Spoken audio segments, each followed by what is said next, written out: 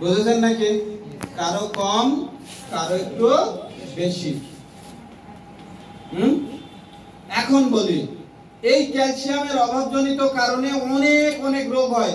ওখানে বলছে 200 রকমের, কিন্তু যেগুলো সাধারণত বেশি আমরা ধরে থাকি তার মধ্যে ব্যথা যন্ত্রণা, বাত, আর্থারাইটিস, লালা সহ জমে গেলে এটাকে আর্থারাইটিস বলছি। হাড় ক্ষয় হয়ে গেলে ক্যালসিয়ামের ওই জায়গায় অস্টিওআর্থারাইটিস বলছি। হাড় ক্ষয়, হাড় ছিদ্র হয়ে গেলে অস্টিওপোরোসিস বলতেছি। এরপরে যে লাম্বার স্পন্ডালাইটিস বলতেছি, ডিস্ক সহ চেপে গেলে সার্ভাইকাল স্পন্ডালাইটিস বলতেছি। জয়েন্ট ক্ষয় হয়ে গেলে আমরা গেটে বাত বলতেছি। ওর সঙ্গে ইউরিক অ্যাসিড বেড়ে গেলে, পিওরিন বেড়ে গেলে আমরা তাকে ইউরিক অ্যাসিড গেটে বাত বলতেছি। ওর সঙ্গে ইনফ্লামেটরি সেল বেড়ে গেলে আমরা জননী বাত বলতেছি নাকি? হ্যাঁ, তো যে নামেই ডাকেন না কেন, যে অবস্থার সঙ্গে যুক্ত হোক না কেন, সমস্যা তো ক্যালসিয়ামের ঘাটতি প্রধানত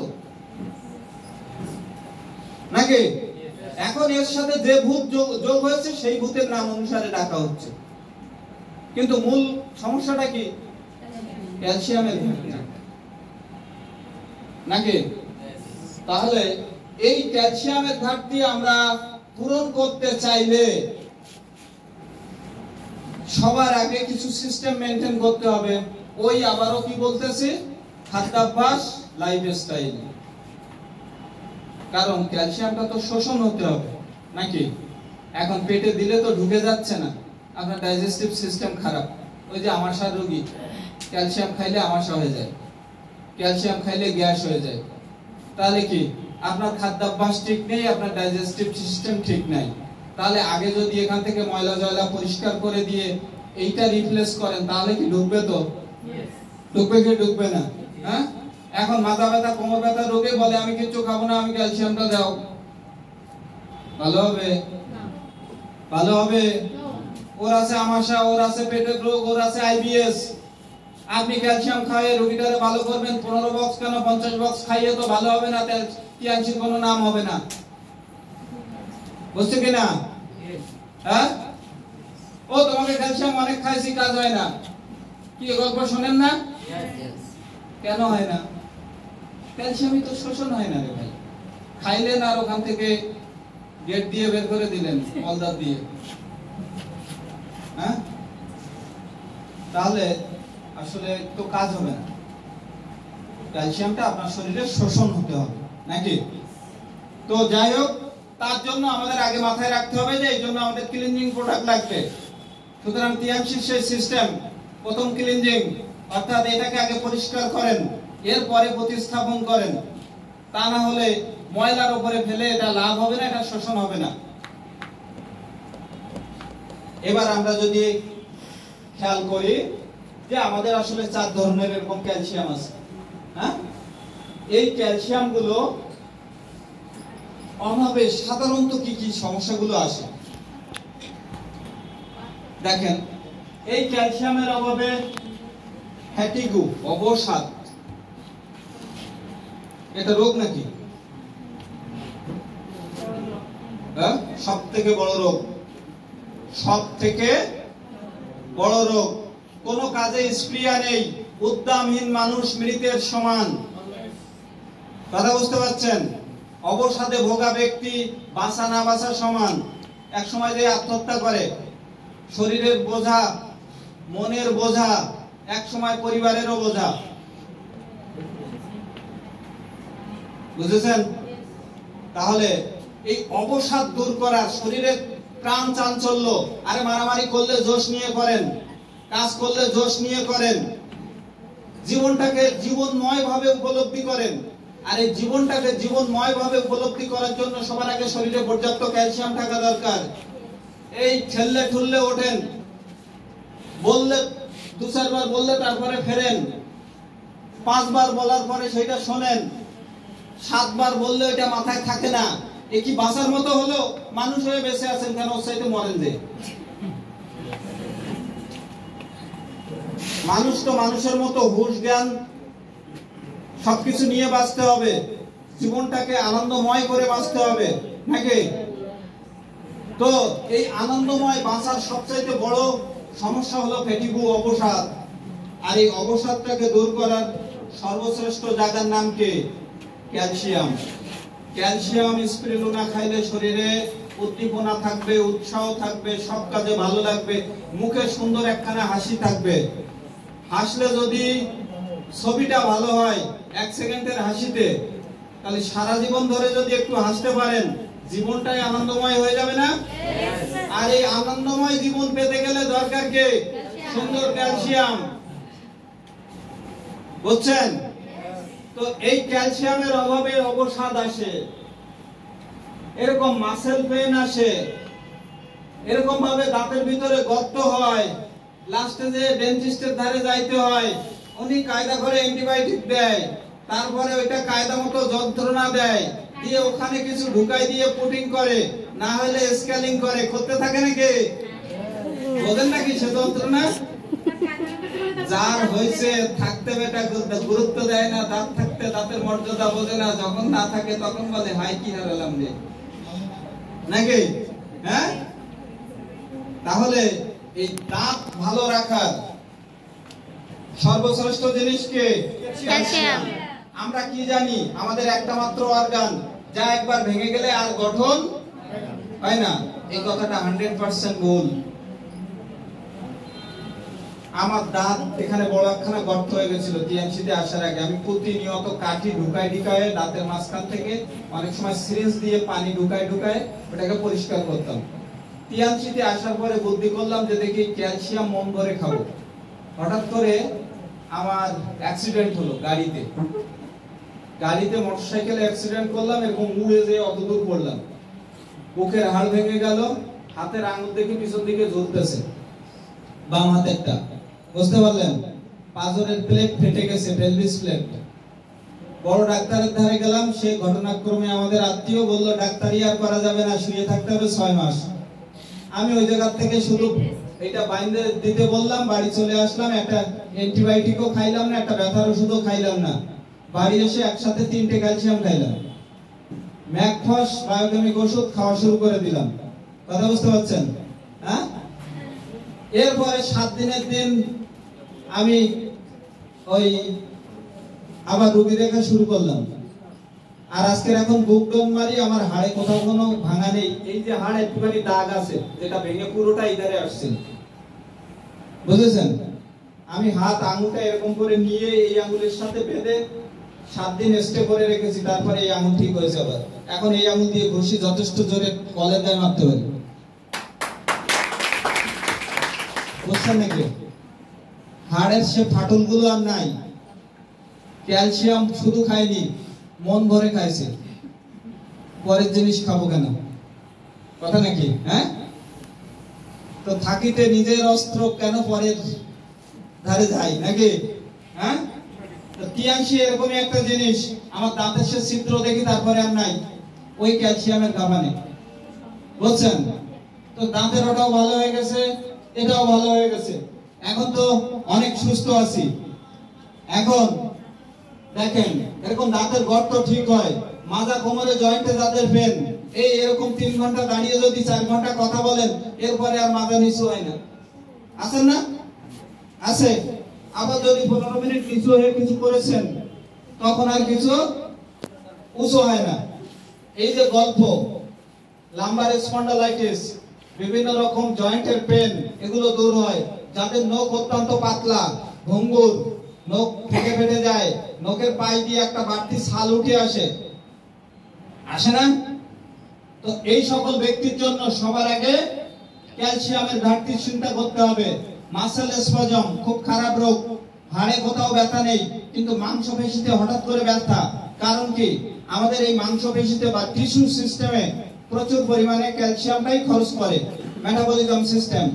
তো এই পেশি তন্ত্রে যখন অনেক বেশি ক্যালসিয়ামের ঘাটতি, ফসফরাসের ঘাটতি তৈরি হয়ে যায়, হঠাৎ করে মাসেল ক্র্যাম্প হয়। আমরা সবাই এটা ভালো করে জানি, বেশিরভাগ ক্ষেত্রে পায়ের দিকে হয়। ভোরবেলা হঠাৎ করে পাটা এরকম টান করেছি, ঠিক করে শক্ত হয়ে গেছে, নাকি? হয় না? কার হয়নি? হয়েছে অনেকের। বয়স 18-20 হয়েছে, এই রোগ, এই অভিজ্ঞতা নেননি, আমার লোক কম আছে, নাকি? হ্যাঁ, পায়ের আঙুল বেঁকে গেছে, শক্ত হয়ে গেছে, মাংসপেশি শক্ত হয়ে উঠেছে নাকি? তো এরকম একটা জায়গা তৈরি হয় যার নাম হলো muscle spasm, muscle cramp, muscle cramp. তো আমরা কি বলি, বরিশালে ভাষায় বলে হাতকে লাগিয়েছে, হাতকে বুঝলেন নাকি? হাতকে লাগা বলে না?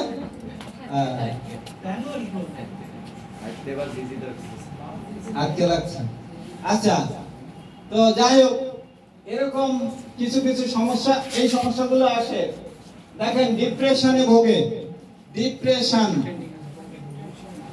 কাল লাগিয়া কি ভাবি যে এইটাই ভাবে ভাই না, কথা বলছেন? রোগটার নাম কি? কাল লাগিয়া কি যে ভাবি এইটাই ভাবিয়া ভাই না। মানে কি বুঝেছেন? একজন লোক যে তাকিয়ে আছে এদিকে, তো আরেকজন যে তাকাচ্ছে ওইদিকে আকাশের দিকে, এর পাশে আরেকজন এসে তাকাচ্ছে ওইদিকে, সবাই আকাশের দিকে তাকাচ্ছে। তাকিয়ে এবার একজন এসে বলে আরেক দেখো কি, বলে আমি 1.5 ঘন্টা তাকিয়ে কিছু দেখতে পাচ্ছি না, উনি এসে বলে দেখো কি। মানে কি? মানে কি? মানে কি যে দেখতেছে এটা কিন্তু জানে না, বুঝছেন নাকি? তো আমি বলে কি যে 1.5 ঘন্টা তাকিয়ে আমি কিছু দেখতে পাচ্ছি না, উনি এসে বলে এখন দেখো কি, বুঝেছেন নাকি? তাহলে কি যে ভাবে এইটাই সে জানে না, অথচ ভাবতেছে। এর নাম কি? ডিপ্রেশন। ডিপ্রেশন, হ্যাঁ, বিশাল ভার অবসাদ, নাম হলো চিন্তাশীল ব্যক্তি। বুঝতে পারছেন? এই অবসাদে কিন্তু সব নষ্ট হয়ে যাচ্ছে। সব গেল, কি গেল এটা জানেন?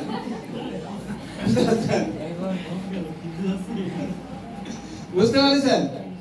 এই লোক, এই দীর্ঘশ্বাসী লোক, এর নাম অবসাদ। ক্যালসিয়ামের অভাবে এই দীর্ঘশ্বাসের লোক তৈরি হয়, দীর্ঘশ্বাসের লোক তৈরি হয়। এরপরে আসেন মেমোরি লস, খুব চেনা চেনা মুখখানি তোমার কিন্তু মনে পড়তেছে না। হ্যাঁ, এই যে মনে হয় না, হঠাৎ করে একটা লোক সামনে আসছে, মনে হচ্ছে না। তো হঠাৎ করে কারো নাম মনে আসতেছে না, এও আমার মাঝে মাঝে হয়। তো এই জায়গাগুলো থেকে ভালো রাখার জায়গা কি? এই ক্যালসিয়াম। এরপরে আসে দেখেন জয়েন্ট পেন, এরপরে আসে মেটাবলিজম সিস্টেম সমস্যা। এখানে আমাদের যেটা হাইপার মেটাবলিজম, হাইপার থাইরয়েডিজম, অর্থাৎ টিএসএইচ থাইরয়েড স্টিমুলেটিং গ্রন্থি এগুলো বেড়ে যায়, thyroid stimulating hormone T4 T3 এগুলো বেড়ে যায়, এগুলো সমস্যা হয়। বিভিন্ন এন্ডোক্রাইন সিস্টেমের হরমোন গ্রন্থিগুলো দুর্বল হয়ে পড়ে ক্যালসিয়ামের অভাবে। আমরা মেটাবলিজম সিস্টেম দুর্বল হয়ে পড়ে, নিউট্রিশনাল ঘাটতি দেখা দেয়, মানুষের কার্যক্ষমতা কমে যায়, ঘন ঘন বিভিন্ন রোগে আক্রান্ত হয়, ঘন ঘন বিভিন্ন রোগে আক্রান্ত হয়। এখন এই যে ঘন ঘন বিভিন্ন রোগে আক্রান্ত মানে কি? ফ্রিকোয়েন্ট। একটা লোকের দেখা যায় কদিন ধরে শ্বাসকষ্ট, শ্বাসকষ্ট চলে গেছে, তো এখন মারাত্মক ভাবে অ্যালার্জি বাড়িছে, গায়ে চুলকানা বাড়িছে। এই চুলকানা খানিকদিন পরে ভালো করেছে তো মারাত্মক গ্যাস আর বুকে ব্যথায় পাগল হয়ে যাচ্ছে। এই গ্যাস আর এটা একটু কমেছে তো এখন কোমর ব্যথা, মাজা ব্যথায় আর উঠতে পারতেছে না, প্রস্রাবে জ্বালা যন্ত্রণা শুরু হয়েছে। মানে পর্যায়ক্রমিক রোগ, পর্যায়ক্রমিক রোগ। কেন? ওষুধ একটা খায়, খেলে তার সাইড এফেক্ট আরেকটা দেখা দেয়, কথা বুঝেছেন? ওইটারে ধামাচাপা দেয়, বাচ্চা কাঁদতেছে যায় মুখে কষে টেপ মেরে দেয়। তার মানে কি? বাচ্চা কেন কাঁদে ঠিক করে না, কি করে? ব্যথা হয়েছে। ব্যথা কথার অর্থ কি? ওনার ব্যথার অর্থ হলো স্নায়ু দুর্বল হয়েছে, স্নায়ু তাকে বলতেছে যে আমি এখানে অসুস্থ, তুমি ঠিক করো। উনি একটা ব্যথার ওষুধ খেয়ে ওই স্নায়ুটাকে অবশ করে দিয়েছে যে তোর সংবাদ নেওয়ার দরকার নাই। তো উনি বলতেছে আর খুব ভালো আছি। আপনার বাচ্চা কেঁদেছে, একজনের ধারে যেয়ে মুখে কষে টেপ মেরে দিয়ে নিয়ে আসছেন, ও আমার বাচ্চাটা তো আর আদৌ কোনো শব্দ করে না, খুব ভালো আছে। তো এর এফেক্টে কি বাচ্চা ভালো থাকবে? তো এই স্নায়ুটাকে যে অবশ করে দিয়েছেন, এখন অন্য অর্গান সিস্টেম দুর্বল হবে না? তো ঠিক এরকম পর্যায়ক্রমিক রোগ তৈরি হয় শরীরে। একটা থেকে আরেকটা, একটা অর্গান থেকে আরেকটা সিস্টেম দুর্বল হতে থাকে, একটার জন্য ওষুধ খাচ্ছেন আরেকটা যে দেখা দিচ্ছে। বুঝেছেন আমার কথা? তো এই পর্যায়ক্রমিক রোগে ভুগতে থাকি আমরা এই ক্যালসিয়ামের অভাবে। এরপরে এটার নাম হলো ভাল লাগে না রোগ। দেখেন ঘুরে ফিরে অবসাদ, ডিপ্রেশন, ভাল লাগে না, এই একই ধরনের রোগ। হ্যাঁ, অর্থাৎ মানুষ যদি আমরা বলে থাকি যে মানুষের মধ্যে উৎসাহ নেই, যে মানুষের মধ্যে স্বপ্ন নেই, সে লোকটা মৃতের সমান। এখন স্বপ্নহীন ব্যক্তি মৃতের সমান, সুতরাং সে সমাজেরও বোঝা। সে সব সময় নিজের ভয়ে থাকে, বিভিন্ন মানুষের ভয়ে থাকে, সে কোনো বড় কাজ করতে পারে না। সমাজে এই বিদ্যুৎসাহী লোকের অভাব খুব। এই মৃত লোকগুলোর হয়ে বাঁচানো যায়। আত্মরাদের ঘামেরে তুই বাঁচা। কি দিতে হবে? ভালো করে ক্যালসিয়াম দিতে হবে। বুঝছেন নাকি? কে? নজরুল বলে গেছে, কি বলেছে? ওরে খুশি, ওরে আমার কাঁচা, আত্মরাদের ঘামেরে তুই বাঁচা। বুঝছেন নাকি? এর একটা কি আছে না পদ্মের কোন জায়গায়, আমি যেন সঠিকভাবে মনে নেই। হ্যাঁ, ওরে সবুজ, ওরে অবুজ, ওরে আমার কাঁচা। হ্যাঁ, যাই হোক, এরকম আমি মনে নেই আর কি সঠিকভাবে। তো যাই হোক, আসলে এই ভালো লাগে না রোগ আমাদের কিন্তু সমাজটাকে ধ্বংস করছে, ইয়ং জেনারেশনটাকে ধ্বংস করছে। পৃথিবীর অন্য দেশে যে সকল ছেলে মেয়েদের ক্যালসিয়ামের ঘাটতি নাই, তারা দৌড়ে ছুটে বেড়াচ্ছে, এই সময় জীবনটাকে গঠন করছে। আমি খুব বড় বিখ্যাত এই যে আমাদের টোয়াটা গাড়ির মালিক, এর একটা গল্প পড়তেছিলাম। তো ওনার মেয়ে, একমাত্র মেয়ে এবং একটা ছেলে। তো একটা মাত্র মেয়ে, উনি ওনাকে 18 বছর হওয়ার সাথে সাথে ঘর থেকে বের করে দিয়েছে, দিয়ে বলছে তুমি বাবার পরিচয় ছাড়া এবং তার কোনো এ ছাড়াই যেখানে খুশি, ইভেন আমার অফিসেও, আমার কারখানাতেও তুমি কাজ করে খাইতে পারো, কিন্তু বাট আমি তোমাকে কোনো টাকা দেব না। বুঝছেন নাকি? তো উনি একটা গাড়িতে আসে, উনি একটা ওই যে মেট্রো, একটা রেল, বুলেট ট্রেনে করে আসে, বুলেট ট্রেনে করে এসে একটা সাইকেল, বাস্তব মানে গল্প নয়, একেবারে বাস্তব, এই টোয়োটা কোম্পানির মালিক। তো কয়েক বিলিয়ন ডলারের মালিক নয়,